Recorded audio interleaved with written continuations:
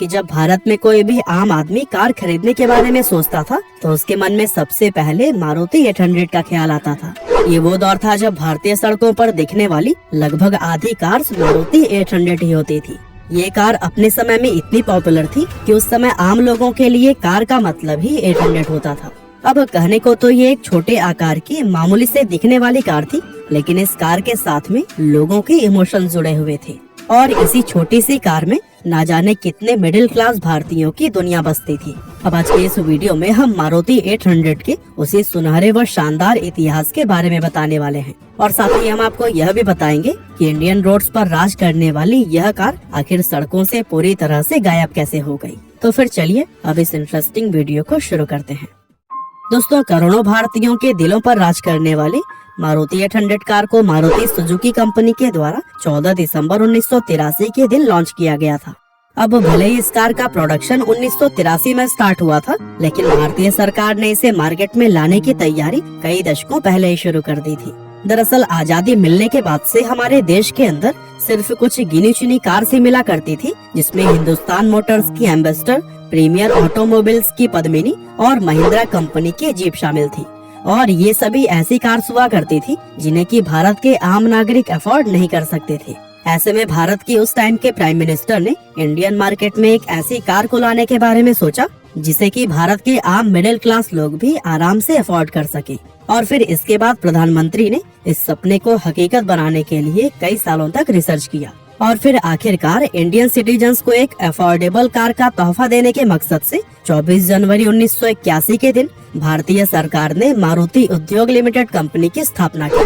और फिर इसके बाद से इंडियन गवर्नमेंट ने कई अलग अलग विदेशी कंपनियों जैसे फॉक्सवैगन, सुजुकी और निसान आदि को मारुति के साथ कोलैब करने के लिए इनविटेशन भेजा और उन सभी में जापान की सुजुकी कंपनी भारत सरकार की सभी शर्तों को मानकर मारुति के साथ जुड़ने के लिए तैयार हो गई। और दोस्तों, इस तरह से 1982 में ये कोलैबोरेशन होने के साथ ही मारुति उद्योग लिमिटेड का नाम बदलकर मारुति सुजुकी रख दिया गया। और फिर 13 महीने कड़ी मेहनत करने के बाद से इंडियन मार्केट में पहली बार मारुति सुजुकी 800 को लॉन्च किया गया था, जिसकी कीमत उस समय सिर्फ 47,500 रूपए रखी गई थी। अब चूंकि इस कार को लेकर मार्केट में पहले से ही काफी हाइप क्रिएट हो चुका था, तो ऐसे में कार के लॉन्च होते ही एक साथ काफी सारे लोग इसे खरीदने की होड़ में लग गए थे। हालांकि कंपनी ने कार की प्री बुकिंग का प्राइस भी 10,000 रूपए रखा था, लेकिन इसके बावजूद भी लगभग 1,20,000 लोगों ने इस कार को प्री बुक किया था। अब इतने सारे लोगों के चलते समस्या यह थी कि कंपनी अपनी सबसे पहली कार किस व्यक्ति को दे। और दोस्तों, ऐसे में एक लकी ड्रॉ सिस्टम बनाया गया जिसके जरिए हरपाल सिंह नाम के एक व्यक्ति को सबसे पहले मारुति 800 कार दी गई। और दोस्तों, आपकी जानकारी के लिए हम बता दें कि हरपाल सिंह को उनकी कार की चाबी उस समय की Indian prime minister Indira Gandhi ji ने अपने हाथों से दी थी, जिसके चलते वो कार सिर्फ कंपनी ही नहीं बल्कि हरपाल जी के लिए भी बेहद स्पेशल बन गई थी। और बताया जाता है कि उन्होंने अपनी पूरी जिंदगी उस कार को कभी नहीं बेचा था। खैर, मारुति 800 की अगर बात करें तो फर्स्ट जनरेशन मारुति 800 यानी SS80 जापानीज कार सुजुकी फ्रंटी पर बेस्ड थी, जबकि कुछ साल के बाद सुजुकी ऑल्टो से इंस्पायर होकर इसमें कुछ छोटे मोटे बदलाव भी किए गए थे। मारुति 800 कई चीजों जैसे परफॉर्मेंस, माइलेज और मेंटेनेंस के मामले में दूसरे कारों से कहीं ज्यादा बेहतर थी, जहां पर दमदार इंजन के साथ ही इसके फ्रंट व्हील ड्राइव सिस्टम को काफी लाइट बनाया गया था। और ये चीज उस समय एम्बेसडर और पद्मिनी जैसे कार्स में नहीं देखने को मिलती थी। और दोस्तों, अपनी इन्हीं सभी खूबियों की वजह से ही यह कार मार्केट में उतरते ही हिट साबित हो गई और देखते ही देखते इसकी बिक्री आसमान को छूने लगी। अब चूंकि कंपनी बिल्कुल नई थी, ऐसे में इतनी जबरदस्त डिमांड को पूरा करने के लिए उन्हें काफी ज्यादा मशक्कत करनी पड़ी थी। आपको जानकर हैरानी होगी कि शुरुआत में लोगों को मारुति कार बुक करने के बाद से डिलीवरी लेने के लिए ही 3 साल तक का वेट करना पड़ता था और इसी के चलते मार्केट में इस कार की कालाबाजारी भी शुरू हो गई थी। और दोस्तों, इन चीजों से आप खुद ही अंदाजा लगा सकते हैं कि उस टाइम इस कार की डिमांड कितनी ज्यादा हाई रही होगी। ये कार लॉन्च होते ही भारत की बेस्ट सेलिंग कार बन गई थी। अब दोस्तों, मारुति 800 की इस जबरदस्त सफलता को देखते हुए कंपनी ने मार्केट में अपनी कुछ दूसरी कारों जैसे ओमिनी वैन और मारुति जिप्सी को भी लॉन्च किया, जो कि काफी ज्यादा सफल रही थी। लेकिन सेल्स के मामले में इसमें से कोई भी कार मारुति 800 को बीट नहीं कर पाई थी। और साल 1983 से लेकर 2004 तक यानी लगातार 21 सालों तक मारुति 800 भारत की बेस्ट सेलिंग कार बनी रही। हालांकि साल 2004 में पहली बार मारुति की ही मारुति सुजुकी अल्टो ने सेल्स के मामले में मारुति 800 को पीछे छोड़ दिया था। अब अगर हम बात करें कि मारुति 800 इतने सालों से लगातार सफल कैसे बनी रही, तो इस कार के शानदार फीचर्स के साथ ही कंपनी की बिजनेस स्ट्रैटेजीज भी काफी काम आई थी।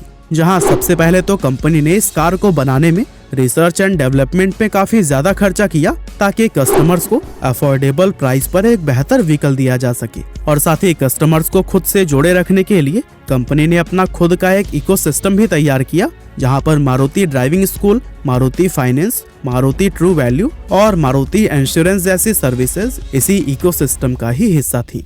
इसके अलावा मारुति सुजुकी ने एक और अहम काम यह किया था कि उन्होंने 800 समेत अपने सभी कार्स की एसेसरीज व पार्ट मार्केट में हर जगह इजीली अवेलेबल करा दिया, ताकि जरूरत पड़ने पर लोग अपनी कार के छोटे से छोटे पार्ट को भी आसानी से बदलवा सके।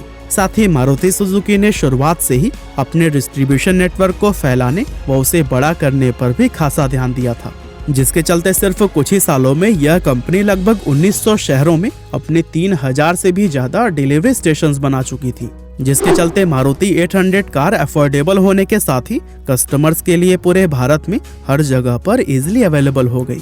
और दोस्तों, कंपनी की इन्हीं सभी बिजनेस स्ट्रैटेजीज की मदद से ही मारुति 800 भारत की सबसे सफल व सबसे ज्यादा बिकने वाली कार बन गई। और सिर्फ भारत ही नहीं बल्कि फॉरेन कंट्रीज जैसे श्रीलंका, बांग्लादेश, मोरक्को और कुछ यूरोपीय मार्केट्स में भी मारुति 800 को काफी ज्यादा पसंद किया गया था। किस तरह से 2004 तक भारतीय कार मार्केट पर राज करने वाली मारुति 800 अब नीचे की तरफ जाने लगी। दरअसल उस समय इंडियन मार्केट में न्यू टेक्नोलॉजी से बनी नई कार्स लॉन्च हो रही थी, जिसके सामने मारुति 800 लोगों को ओल्ड स्टाइल व ओल्ड फैशन नजर आने लगी थी। इसके अलावा पुरानी टेक्नोलॉजी से बनी ये कार गवर्नमेंट के द्वारा बनाए गए एमिशन नॉर्म्स के अंदर भी फिट नहीं बैठ रही थी, जिसके चलते साल 2009 से 2010 के बीच में मारुति 800 की सेल्स में 3.7% की गिरावट नोट की गई थी। और दोस्तों, इन सभी आंकड़ों को देखकर कंपनी इस बात को अच्छी तरह से समझ चुकी थी कि अब मारुति 800 को बंद करने का समय आ गया था। इसीलिए कंपनी की तरफ से पहले ही इस बात को साफ कर दिया गया कि वे मारुति 800 को एमिशन नॉर्म्स के मुताबिक BS4 में अपग्रेड नहीं करेंगे। और इसी इरादे से कंपनी ने धीरे धीरे इस कार के प्रोडक्शन को कम करना शुरू कर दिया। दरअसल अप्रैल 2010 से मारुति सुजुकी ने उन 13 प्रमुख शहरों में मारुति 800 की सेल्स रोक दी थी, जहां पर व्हीकल्स के लिए BS4 एमिशन नॉर्म्स का पालन करना मैंडेटरी हो गया था। और दोस्तों, इन 13 शहरों में कानपुर, बेंगलोर, हैदराबाद, पुणे, अहमदाबाद, आगरा और सूरत जैसे फेमस शहरों के साथ ही चेन्नई, दिल्ली, कोलकाता और मुंबई ये 4 महानगर भी शामिल थे। और फिर इस तरह से कंपनी समय के साथ अलग अलग शहरों में धीरे धीरे इस कार की सेल्स बंद करती गई। और फिर आखिरकार 2014 में इस कार का प्रोडक्शन पूरी तरह से रोक दिया गया। और इस तरह से आखिरी मारुति 800 का प्रोडक्शन 18 जनवरी 2014 के दिन किया गया था। और दोस्तों, ये एम्बेसडर के बाद से भारत की दूसरी सबसे लंबे समय तक प्रोड्यूस की जाने वाली कार है। अब दोस्तों, साल 1983 से 2014 के बीच 31 सालों में कंपनी ने कुल 2.87 मिलियन मारुति 800 कार्स का प्रोडक्शन किया, जिसमें से 2.66 मिलियन कार्स अकेले ही भारत में बेची गई थी, जबकि बाकी की बची हुई कार्स को दूसरे देशों में सेल किया गया। हालांकि भले ही इंडियन रोड्स पर हमें ये कार लगभग ना के बराबर अब देखने को मिलती है, लेकिन आज भी देश के हजारों लाखों लोगों की इमोशंस व यादें इस कार के साथ में जुड़ी हुई हैं। और बहुत से लोगों ने तो सिर्फ अपनी इमोशंस की खातिर ही आज भी अपनी मारुति 800 कार को अपने पास रखा हुआ है। अब मारुति 800 के बाद से इंडियन मार्केट में न जाने कितनी कार्स आई और गईं, लेकिन लोगों का जो प्यार इस कार को मिला वैसा आज तक किसी भी दूसरी कार के लिए नहीं देखा गया। बाकी दोस्तों, हमारी आज की इस वीडियो में तो बस इतना ही था।